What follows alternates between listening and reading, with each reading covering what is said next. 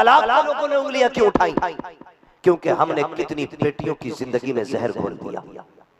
और वो इंसाफ के लिए जब कोर्ट कचहरी के चक्कर लगाती रही, थानों के आगे पीछे दौड़ती रही, लोगों ने उनको दौड़ने को देखा तमाशा बना दिया, तब लोगों ने मजाक उड़ाया। कुछ दिन पहले एक वीडियो बच्ची की वायरल की गई थी, उसने थाने के चक्कर लगाए, और इसलिए लगाए थे चक्कर क्योंकि उसको बेवजह तलाक दे दिया गया था। वो कोई उसकी सुन नहीं रहा था। उसने प्रेस वालों को बुलाया, मीडिया वालों को बुला करके अपना बयान दिया था। वो लोग हर घर के अंदर एक बेटी रहती है, खुदा करे कोई आंगन बेटी के बगैर ना हो। हम जानते हैं कि जब बेटियां घर में होती है तो खाली आंगन भी जन्नत लगा करते हैं, गुर्बत के झोपड़े भी किसी महल से कम नहीं होते हैं। अगर घर में बेटियां होती है तो बाप अगर गरीब भी हो तो अपने आप को किस्मत का सिकंदर समझता है, इसलिए कि सुख दौलत से नहीं आता, सुख बेटी की मुस्कुराहट से आया करता है, सुख बेटी की कदमों से आया करता है। इसलिए मैं कहना चाहता हूँ, आज हर घर के अंदर बेटी है और खुदा हर घर को बेटी अता करे। उस बेटी ने रो करके चक्कर काट के कहा था कि मुझे 8 महीने हो गए, इसलिए तलाक दे दिया गया था कि मेरी गोद में तीसरी बेटी आ गई है। अब मुझे बताओ तो सही, ये 3 बच्चियां लेके मैं कहा जाऊं? इस पे समाज बड़ा नाश करता है। मैं छोड़ दूंगा तेरी बेटी को, क्या बिगाड़ लेगा तू? ओ मेरे भाई, मैं जानता हूँ बेटी का बाप कमजोर हो सकता है, बेटी का भाई कमजोर हो सकता है, बेटी का खानदान कमजोर हो सकता है, लेकिन बेटी का खुदा कमजोर नहीं है, बेटी का मुस्तफा कमजोर नहीं है। किसी की बेटी को तलाक का दाग लगा करके उसे जिंदगी भर रोने पे मजबूर न कीजिएगा। और तुम्हें खुदा का वास्ता, इस्लाम ने तुम्हें तलाक का मालिक बनाया है, तो इसका मतलब ये बिल्कुल नहीं है कि तुम किसी की मजबूरी का फायदा उठाओ। किसी की बेटी को तलाक देने का मतलब क्या है? अगर सिर्फ बेटी पैदा हो गई तो तुमने तलाक दे दिया, खाने में नमक ज्यादा हो गया तो तुमने तलाक दे दिया, वक्त पे कपड़े न मिले तो तुमने तलाक दे दिया। क्या इसको इस्लाम कहा जाता है? क्या ये ईमान का हिस्सा है? आओ मैं तुम्हें बताता चलो, इस्लाम इतना खूबसूरत मजहब है। अगर आपकी बीवी नमक ज्यादा कर देती है तो तुम बिगड़ जाया करते हो। अगर आपकी बीवी से दाल बनानी नहीं आती है, दुनिया भर में उसकी रुसवाई करते हो। आओ तो इस्लाम का एक चैप्टर खोल के सुनाता हूँ। तारीख में बहुत बड़ा नाम हजरत आयशा सिद्दीका रज़ियल्लाहु ताला अन्हा का है। कौन आयशा? ये वो है जो सच्चे बाप की सच्ची बेटी है, जो पारसा बाप की पारसा बेटी है, जो जन्नती बाप की जन्नती बेटी है। ये वो आयशा है जो अबू बकर के दिल का भी करार है, मुस्तफा की आंखों का बहार है। वो आयशा सिद्दीका है जब रुखसत होकर मुस्तफा के दरवाजे पे आई है, आका करीम बाहर से तशरीफ लाए और आने के बाद फरमाया, आयशा क्या कुछ खाना बनाया है कि नहीं? कहती या रसूल अल्लाह, मैंने कोई खाना नहीं बनाया है। कहा क्यों नहीं बनाया? कहा सरकार मुझे खाना बनाना नहीं आता है, मेरी माँ ने मुझे सिखाया नहीं है। आज अगर कोई औरत पहली मर्तबा किसी घर की दुल्हन बनती है और खीर बना ले और डरते डरते मीठा डाले, कोई चीज कम बढ़ती हो जाए मारे खौफ के, तो लोग ताने दिया करते हैं, फला की बहू को ये नहीं आता है, फला घर आने की बहू को ये नहीं आता है। बंद करो ये तमाशे, बंद करो ये ज़बान के चस्के। तारीख का ये बाप पलट करके देखो, मेरे नबी ने अपनी ज़ौजा हज़रत आयशा सिद्दीका से कहा था, आयशा बताओ कुछ बनाया है कि नहीं? अर्ज करती है या रसूल अल्लाह, मैंने कुछ नहीं बनाया। कहा क्यों नहीं बनाया? कहा सरकार मुझे कुछ बनाना आता ही नहीं है। क्यों नहीं आता? कहा मेरी माँ ने सिखाया ही नहीं था, आज तक मैं खिलौनों से खेली हूँ, कभी बाप के घर काम नहीं किया था, इसलिए मुझे करना नहीं आया। मेरे नबी के तेवर नहीं बदले गए, लहजा सख्त नहीं हुआ है, गुस्सा नहीं आया था, ये नहीं कहा था मैं नबियों का इमाम हूँ, मैं कायनात का मालिक बन करके आया हूँ। सरकार मुस्कुराने लग जाते हैं, कहते आओ आयशा हम खाना बनाना तुम्हें सिखा देते हैं। आका करीम ने आटा निकाला, बर्तन में रखा, कहा आयशा देखो आटा यूं निकाला जाता है। फिर सरकार अपने हाथों से आटा गूंद रखे हैं, कहते आयशा देखो ऐसे आटा गूंदा जाता है। आका करीम ने खुद तवा रखा, खुद आग जलाई और आका ने अपने हाथ से रोटियां बनाई है और हजरत आयशा को बगल में बैठा के कहा था, आयशा देखो रोटी ऐसे बनाई जाती है। जब रोटी बन के तैयार हो गई, भूख तो मेरे मुस्तफा को लगी थी, पहला लुकमा आंखों को खाना था, लेकिन नबी मेरे नबी ने पहला लुकमा तोड़ा। आयशा जरा मुंह खोलो, उम्मुल मोमिनीन ने मुंह खोला, मेरे नबी ने पहला लुकमा हजरत आयशा के मुंह में दिया। कहा बताओ तो सही रोटी कैसी है? हजरत आयशा मुस्कुरा भी रही है, रो भी रही है। आका कहते हैं आयशा बता तो सही मुस्कुरा क्यों रही है? कहा मुस्कुरा इसलिए रही हो कि इतना जायके वाला खाना आज तक कभी बाप की दहलीज पे नहीं खाया है। कहा फिर बता तो सही रो क्यों रही हो? कहा रो इसलिए हूँ कि मैं वो खुश नसीब हूँ जिसको नबियों के इमाम के हाथ का पहला लुकमा ससुराल में आके मयसर हो। ये जिंदगी होती है। और ऐसे घर खूबसूरत होते हैं, ऐसे रिश्ते चला करते हैं, ऐसे घरों के अंदर बहारें आती हैं। याद रखना, इस्लाम के उसूल अपना लें, इसी में भलाई है। हमारी गलती देख के लोग इस्लाम पे भोंकते, हमें देख करके जब किसी की बेटी तलाक के कागज लेकर के कोर्ट के चक्कर काटती है ना, तो लोग ये नहीं कहते बुद्धू का बेटा ऐसा, कलुआ का बेटा ऐसा, मुन्नन का बेटा ऐसा, किसी को मतलब नहीं बेटा किसका। लोग कहते मुसलमान कितने खराब है। फिर ये बात कही जाती है मुसलमान कितने खराब है कि 3 बच्चों की मां को घर से धक्के दे के निकाल दिया। तो लोग हमें देख करके हमारे बाप को नहीं कहते, हुजूर के दीन पे उंगलियां उठती है। जिंदगी में उन उसूलों को अपनाओ कि जिनसे दुनिया भी खूबसूरत हो जाए और आखिरत भी खूबसूरत हो जाए। मेरी बात याद रखना, सबसे पहली कोशिश तो ये करेंगे कि ये जो तलाक का हमने रिवाज बढ़ा रखा है ना, आए दिन तलाक, और दारुल इफ्ता में जाके देखो, सरकार की बारगाह में देखो, इतने फोन तारीखों के नहीं आते होंगे जितने फोन इस चीज के आते हैं कि फलां की बेटी को तलाक हो गई है। और कितनी बच्चियां आती हैं रो करके तावीज लेके जाती है, हुजूर तावीज दे दे, ससुराल से कोई बुलाने नहीं आ रहा है, कोई बुलाने नहीं आ रहा है। इसका जिम्मेदार कौन होता है? गलती हम करते हैं और लोगों को उंगली रखने का मौका मिलता है इस्लाम का। और जब लोग चीख के कहते हैं कि तलाक बंद होनी चाहिए, तो फिर हमारी जान निकल जाती है कि ये हक था इस्लाम का। पहले से हमें इसकी कदर करनी। किसी की बेटी को तलाक, रोटी के लिए तलाक, खाने के लिए तलाक, ससुराल में सही से नाश्ता नहीं मिला तो चल तेरी बेटी को तलाक, अगर गाड़ी मुंह से मांगने पर नहीं मिली तो मैं तेरी बेटी छोड़ दूंगा, चल तलाक। तो आसानी पर आए दे थप्पड़ ले थप्पड़ खेल समझ रखा है। इन बवालों से निकलो। और अक्सर तलाकों के जिम्मेदार चुगलखोर लोग होते हैं, ये भी सुन लो। और सबसे बड़ा बेवकूफ है वो बंदा जो मियां बीवी का झगड़ा किसी तीसरे बंदे के सामने लेके आता है। याद रखना, जब तक मियां बीवी का झगड़ा मियां बीवी के बीच रहता, तलाक नहीं होती है। जहां तीसरे बंदे ने एंट्री मारी फिर तलाक ही होनी है। ये भी याद रखना। अपने घर के ऐब चौक में खड़े होकर बयान न करना। कुरान कहता हुन्ना लिबासुल लकुम व अंतुम लिबासुल लहुन्ना, तुम्हारी औरतें तुम्हारा लिबास है और तुम अपनी औरतों का लिबास है। और लिबास का काम छुपाना होता है, ना कि दिखाना। आप अपनी औरत की बातों पे पर्दे डालो, उसके ऐबों पे, उसके राजों पे पर्दे डालो, वो तुम्हारे राजों पे पर्दे डाले। मिलेगा क्या? फिर फरमाया गया तुम एक दूसरे पे पर्दे डालो, खुदा कयामत में तुम्हारे गुनाहों पे अपनी रहमत के पर्दे डालेगा। ये मिलेगा। लेकिन होता क्या, झगड़ा हुआ, कह रहा जरा ये जरा बाहर को भाई, उसे बुला रहा है जिसकी अपने घर में कोई वैल्यू नहीं। उससे कह रहा जरा बता मेरी बीवी की ये बात गलत है कि नहीं। कहा क्या, मैं बाहर से आया और मुझे पानी तक नहीं दिया। उससे कह रहा जिसे खुद 3 दिन से चाय नहीं मिली है। तो अब जिसका गुस्सा अपने घर नहीं उतरता ना, वो दोस्त के घर उतारता। कहता सुन, मैं के छोड़ दे, 8 दिन के लिए दिमाग लगाने लग जाएगा। हाँ, ठलवों के यही मशवरे होते हैं, निकम्मों के। कह रहा 8 दिन मैं के छोड़ दे, दिमाग ठिकाने लग जाएगा। क्यों लगेगा दिमाग ठिकाने? का जब अब्बा के घर रहेगी ना और बाप को भी पता चलेगा 2 रोटियां एक्स्ट्रा जाएंगी। मैं कहता हूँ जालिम, जिसने 18 साल कंधे पे रख के पाली है बेटी, उसके लिए 8 दिन पालना कौन सी बड़ी बात है यार? कौन सी बड़ी बात है? जो 25 साल बेटी को सीने से लगा के पाल लेता है, कम से कम बेटे को लुक़्मे देने में मकसद तो होता है कि ये जवान होगा तो मेरा सहारा बनेगा। और बेटी से तो ये उम्मीद भी नहीं थी कि ये बुढ़ापे की लाठी बनेगी, कमजोरी का सहारा बनेगी। उसने बेटी को जितने भी लुक़्मे खिलाए ना, अपने मकसद के लिए नहीं बल्कि खुदा की रजा के लिए खिलाए। तो निकम्मे लोग यही मशवरा देते, छोड़ दे अब्बा के घर 8 दिन बाद, अकल ठिकाने लगे जाए।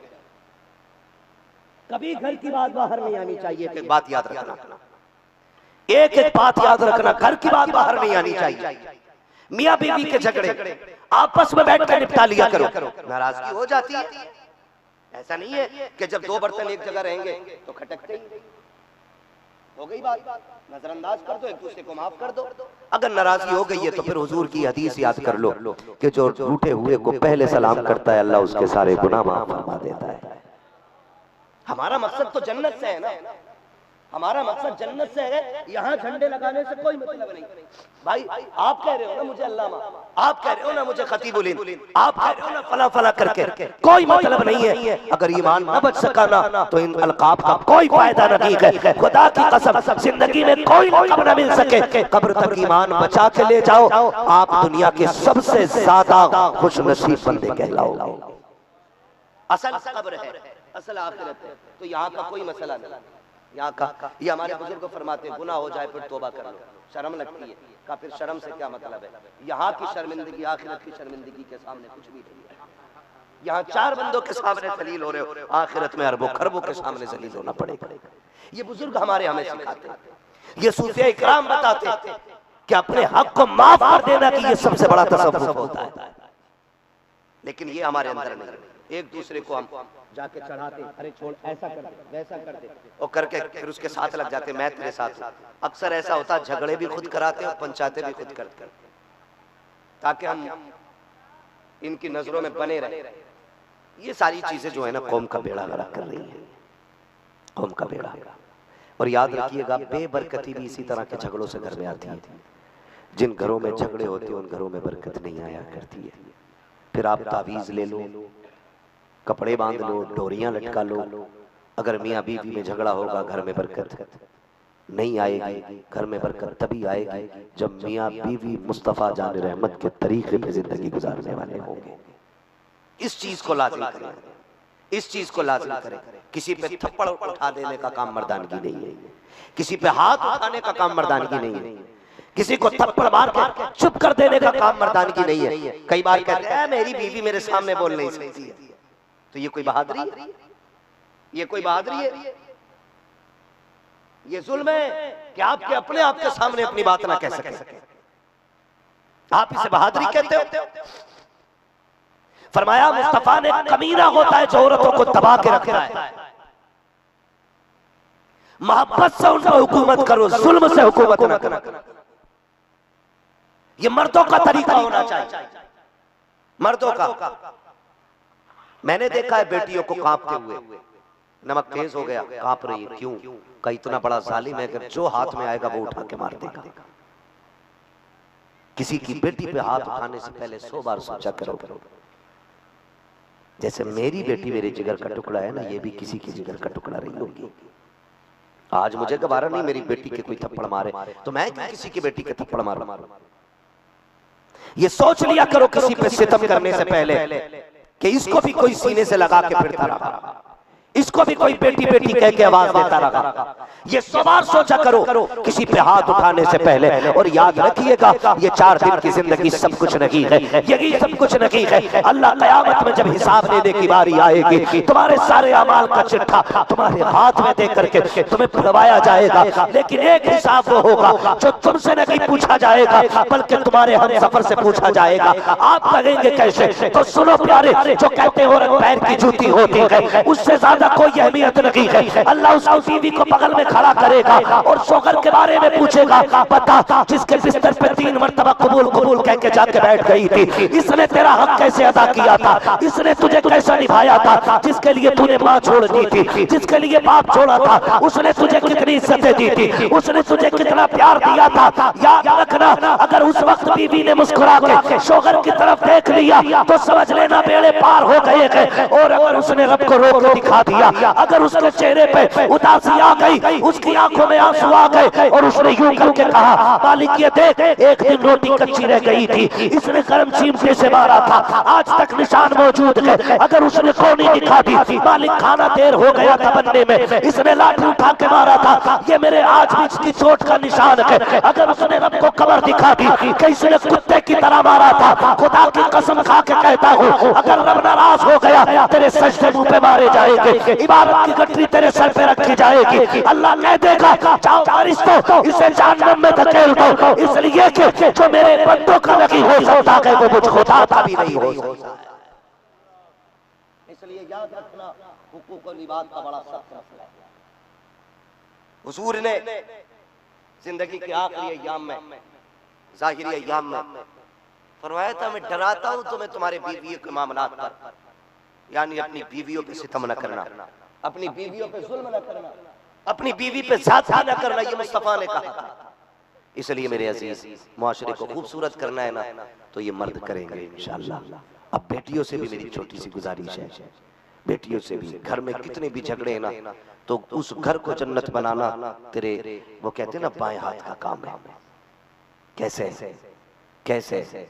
सिर्फ तुझे कनीज़े फातिमा ज़हरा बनना है मेरी बहन, तुझे सैयदा कायनात की तारीख को पलट पलट के पढ़ना है और उसे जिंदगी में अपनी उतारना है। फिर देख तेरे एक अमल पूरे घर को जन्नत कैसे बना देता है। एक अमल घर को जन्नत बना देता है। वो घर अक्सर उजड़ जाते हैं जिन घरों की बीवियां अपने मैके में ससुराल की जाके शिकायत करती हैं, बाप से भाई से शिकायत करती है, मेरी बहन ये लोग खराब बात नहीं करते, घर बर्बाद कर देते हैं। मैं तुझसे भी कह रहा हूं, अगर आप अपने ससुराल की, अपने शोहर की शिकायत है अपने मैके में किसी से करती हो ना, तो फिर घरों में आग लगती है। और याद रखना, तुम्हारा बाप कितना भी ताकतवर हो जाए, तलाक का मालिक शोहर ही होता है। अगर उसकी इज्जत से खेला गया ना, तो वो फाके बर्दाश्त कर लेता है, लेकिन अपनी रुसवाई बर्दाश्त नहीं करेगा। वो हर हाल में तेरा शोहर है। अगर साला या ससुर या ससुराल का कोई बंदा अगर उसका गला भी काट दे, उसका कुछ नहीं बिगाड़ सकता है। उसने 3 मरतबा अगर तलाक तलाक कह दिया ना, तो फिर तेरी रोटी जो है ना, वो जूतियों में आ जाएगी। कई बार क्या होता है, लड़कियों के ये जवाब शोहर को होते कि मैंने अपने बाप के घर कभी नहीं खाया जो यहाँ खाऊंगा, अपने बाप के घर ऐसा नहीं किया मैंने जो यहाँ करूंगा, मेरे बाप ने मुझे कभी इतने सस्ते कपड़े नहीं पहनाए जो तुम पहना रहे हो। बेटी, वो बाप का घर था, ये शोहर का घर है। जो वो खिलाता था वो बाप, ये शोहर है। और बात बात से घर से छोड़ करके मैं के जाने की धमकी ना दे। हमने देखा बड़े बड़े अमीर भाइयों को 8 दिन 10 दिन रोटी खिला के ना, वो फिर कह देते हैं कि बेटी कब तक यहाँ रहेगी। बड़ा बड़ा अमीर भाई कह देता, पता यहाँ रह करके तेरे बच्चों का कोई मुस्तकबिल है। 8 दिन के बाद भाई थक के कह देता, जा तेरा गुजारा यहाँ शोहर के घर होना है। 8 दिन के अंदर अंदर थक जाते लोग, 8 दिन के अंदर मुंह फेर लेते भाई। इस शोहर से मुंह फेर के भाई के दरवाजे पे जाकर के अपनी इज्जत को गिराना मत। अगर मार खा करके, गालियां खा करके भी तू शोहर के घर रह जाती है ना, तो दुनिया कहेगी बेगैरत है, लेकिन तेरा जनाजा उठेगा, फरिश्ते कहेंगे ये वो गैरत वाली बेटी जा रही है जिसने मौत को सीने से लगाना गवारा किया, बाप की पगड़ी पे आंच आने नहीं दी थी। ये फिर फरिश्ते करेंगे बात। हम अपनी बेटियों से कहना चाहते हैं, खुदारा मेरी बहन बेटियों, आप कनीज़े फातिमा ज़हरा बनो, आप गुलाम मुस्तफा बनो, आप हुजूर के दिए हुए तरीके को फॉलो करो, आप कनीज़े फातिमा ज़हरा से बनो, ऐसी बनो, ऐसी बनो। मेरे नबी फरमाते हैं कि 25 साल मेरी खदीजा मेरे साथ रही और 25 साल में कभी खदीजतुल कुबरा ने ऐसा नहीं हुआ कि मुझे दरवाजे पे खड़ा करके इंतजार कराया हो। 25 साल हुजूर फरमाते हैं कि मैं जब आता था दरवाजे पे हाथ लगाने की जरूरत नहीं पड़ती थी, कदमों की आहट सुन के मेरी खदीजा दरवाजा खोल दिया करती थी। ये तारीख है इस्लाम की, ये तारीख है। लेकिन बेड़े गर्क कर दिए पाकिस्तानी ड्रामों ने। हाँ, ऐसे सीरियल चले कि कौम की बेटियों के घर तबाह कर दिए। आज जो ये तमाशे हो रहे हैं ना, शादीशुदा औरतें दूसरों के साथ भाग जा रही हैं, इसका जिम्मेदार मुआशरा नहीं है, इसके जिम्मेदार वो चैनल है जिनके अंदर फैशन की बुनियाद पर गैर मर्द से ताल्लुक रखने को बड़ी इज्जत की बात कहा जाता है। और हमने शौक से टीवी क्यों लगाई, मौलाना टाइम ना कटता ना बीवी बच्चों का, हमने हमारे टीवी लगा दी, थोड़ी देर चैनल देख लें और टाइम कट जाए। टाइम नहीं, गला कट जाएगा किसी दिन, रख देगी किसी दिन नीले ड्रम में, चल जाएगा पता। ये सीरियलों ने तबाही फैलाई है भाई, ये बेड़ा गर्क किया है सीरियलों ने। ये हकीकत है। हमने जब से सीरियल लगाए, हमारी बेटियां फैशन की बुनियाद पे अब गैरों से ताल्लुकात रखने लगे, गैरों से। और जब टीवी के ताल्लुकात गैर से, तो फिर मर्द को कौन रोकता? घर में कोई आया, कौन है? मेरा फ्रेंड आया, क्यों? वो भी नहीं रोक सकता क्योंकि वो इतना बेगैरत है। वो कह रहा मैं गर्लफ्रेंड के पास गया था घूमने। ये फैशन हो रहा है ना। फैशन हो रहा, आग लगा दी इस फैशन ने मुआशरे में, आग लगा दी इस मुआशरे में। हम सीरियल देख करके आसमान पर उड़ने लगे, सीरियल देख करके दूसरे से ताल्लुक रखना ये फैशन बन गया है, किसी और के लिए वक्त खर्च करना ये फैशन बन गया है। उम्मुल मोमिनीन आयशा से हजरत खदीजतुल कुबरा, मेरे नबी फरमाते हैं, ए खदीजा बता तो सही 25 साल होने जा रहे हैं, आज तक कभी मैंने दरवाजा नहीं बजाया, कभी कुंजी नहीं खड़काई है, तू बता तुझे कब पता चलता है कि मैं आ गया हूँ। तो आयशा से हजरत खदीजतुल कुबरा ने मुस्कुरा के कहा था, या रसूल अल्लाह, जाने और आने का पता उनको चलता है जिनके दिल से शोगर निकल जाता हो। का मुस्तफा, जब आप घर से निकलते हैं तो सिर्फ घर से निकलते हैं, खदीजा के दिल से नहीं निकला करते हैं। आप घर से चले जाते हो लेकिन मेरे दिल में रहते हो। मैं पूरी मोहब्बत की कसम, जब आप सुबह से शाम तक पागल रहते हो, खदीजा की नजरें दरवाजे पे लगी रहती है और आप पे नजर रहती है। या रसूल अल्लाह, आज तक आवाज की इसलिए जरूरत महसूस नहीं हुई, तेरा इश्क मेरे सीने में इतना है कि आप गली की पहले चौक में होते हैं, आपकी खुशबू मेरी हवेली में आपसे पहले आ जाया। ये रिश्ते होने चाहिए, लेकिन है ही नहीं। हजरत पैगंबर इस्लाम सल्लल्लाहु अलैहि वसल्लम हुजूर फरमाते हैं कि जब मैं आता था ना तो मेरी खदीजा मुझे दरवाजे पे मिलती थी और मेरे हर दुख में मेरी खदीजा ने मेरा साथ दिया। हर दुख में, कहते मैं कबीलों का सताया हुआ, पत्थर खाया हुआ, फिर भी मैं आता था तो खदीजा मेरा हाथ पकड़ती थी, मेरे दुख बांटती थी। या कई करीम कह रहे हैं। और आज की बीवियां देख लें, आज की देख लें, शौहर थक जाता है, सुबह से शाम तक काम करता है, पसीने में, लोगों ने गालियां भी ली होती हैं, लोगों ने ताने भी दिए होते हैं, लोगों ने बड़ी बड़ी बातें भी की होती हैं। ये सोच के आता है कि बच्चों में बैठूंगा और उनसे मुस्कुरा के बात करूंगा, सारे दुख दूर हो जाएंगे। ये सोच के बंदा घर आता, जब वो घर आता उस बाहर से बड़ी मुसीबत अंदर इंतजार कर रही होती, बाहर से बड़ी मुसीबत। हाँ, जैसे घर में कदम रखा अंदर से चैं पै बच्चों के रोने की आवाज, कभी इसके थप्पड़ मार रही है, कभी उसके मार रही है। क्यों? वो रोला बना रही है शोर। बेचारा आया चुपचाप घर में आया, इसने उसको मारा उसको मारा, और वो बेचारा प्यासा था, पानी भी ना मांग सका, वो थकन की बात भी ना कर सका, क्योंकि घर के अंदर पहले से ये अलग जंग छिड़ी हुई थी। और फिर कहती हैं जी तो डोरी दे दो, आदमी देख नहीं रहा। शुक्र कर तुझे संभाल के रखा हुआ, वरना लट फेरने के बाद आदमी नहीं देख रहा, तू बहुत देख रही। तावीज दे दो, तावीज से कभी शौहर कंट्रोल नहीं होता। अगर शौहर को मुट्ठी में करना है, उसके पैरों का फर्श बन जा, फिर जो तू चाहेगी वो करना शुरू कर देगा। ऐसे जिंदगियां बनती है। ऐसे अल्लाह ताला हमारी नस्लों को हुजूर के दिए हुए तरीके पे अमल की तौफीक अता फरमाए। बचेंगे इंशाअल्लाह इन तमाम शैतानी कामों से, वादा करते हैं इंशाअल्लाह, सारे वादा करते हैं इंशाअल्लाह। बहन बेटी की इज्जत करेंगे, औरत की इज्जत करेंगे, घर जाके बीवी को सलाम करेंगे। इधर वाले क्यों नहीं बोल रहे? औरत को सलाम करने में नाक कट जाएगी क्या? सुने, ये हदीस है, घर में दाखिल हो तो सबसे पहले सलाम करो। घर में दाखिल हो, बाहर से आओ तो पहले सलाम करो। 3 मरतबा कुल वल्लाह पढ़ो। हुजूर क्या मिलेगा? फरमाया अल्लाह इतनी रोजी देगा कि नस्लों से संभाला नहीं जाएगा। जो घर में दाखिल होते ही सलाम करते हैं, अल्लाह उनके घरों में बरकतें अता फरमाता है, बरकतें। और यहाँ तो हाल ही कुछ हो रहे, घर में आएगा जूता यूं सीधा एक जगह उतारेगा नहीं, और डायरेक्ट गाली से इस्तेमाल होता है, गाली से शुरुआत होती है, फिर घर में बरकतें रहती। बोले नहीं ना, जब गाली से शुरुआत होगी घर में बरकत नहीं रहेगी। घर में बरकत तब होती है जब सलाम से आगाज होता है। जूता फेंका, इसने 2 बकी तो एक बीवी ने भी बोल दी, तुम तो हो ही ठलुए। 8-10 गाली इसने भी दी, उन्होंने 2 उसने भी कह दी, ठलुए हो। कोई आज का खेल थोड़ी, जब से आई हो घर में ही पड़े हो, तुम्हें आता जाता क्या क्या। जब ये बात कही जाती तो फिर घरों में आग लगती। मर्दों से भी गुजारिश है, थोड़ा ये मोबाइल लेके 3 बजे तक कम जागा करो, जल्दी सोया करो, जल्दी उठा करो, सुबह रोजगार के लिए निकला करो, अल्लाह से हलाल रोजी का सवाल करो। जब रोजियां हलाल होती हैं तो फिर रब दुआओं को जल्द कबूल फरमा लिया करता है।